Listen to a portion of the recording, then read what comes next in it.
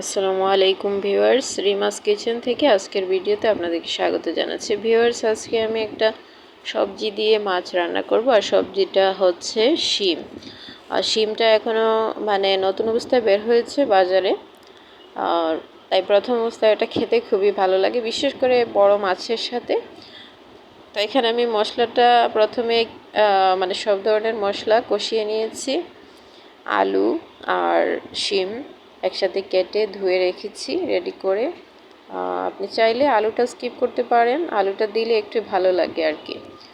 তো সব ধরনের মশলার মাঝে এখন সবজিগুলো দিয়ে আবার ভালো করে কষিয়ে নিচ্ছি। আর সবজিটা সেদ্ধ হয়ে যাওয়ার পর আমি উপরে মাছ দিয়ে দিব। মাছটা আগে থেকে ভেজে রেখেছিলাম। এটা একটা বড় মাছ, ব্রিগেড মাছ, প্রায় 3 কেজি ওজনের একটা মাছ নিয়ে আসছিলাম। অনেক সুস্বাদু মাছটা খেতে। তা এখন আমার সবজিটা সিদ্ধ হয়ে একদম কষানো হয়ে গেছে, উপরে আমি মাছটা দিয়ে দিব। মাছটা ভাজা আপনাদেরকে দেখাইনি, উপরে আমি দিয়ে দিচ্ছি। মাছটা দিয়ে ঝোল দিয়ে দিব। আর ঝোল দিয়ে আপনি 10 থেকে 15 মিনিট চুলায় অল্প আছে রান্না করবেন, যে সবজিটা একদম রেডি হয়ে গেছে। এটা খেতে খুবই সুস্বাদু, এবং গরমের মধ্যে এ ধরনের তরকারিটা আসলে খুবই ভালো লাগে।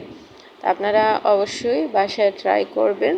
আর আমি তরকারির মধ্যে অতিরিক্ত তেল ইউজ করি না, যতটুকু সম্ভব চেষ্টা করি কম তেলে রান্না করার। ঝালটাও আমি কম ইউজ করি, যেহেতু বাচ্চারা খেতে পারে না, প্লাস আমরাও অতিরিক্ত ঝাল পছন্দ করি না।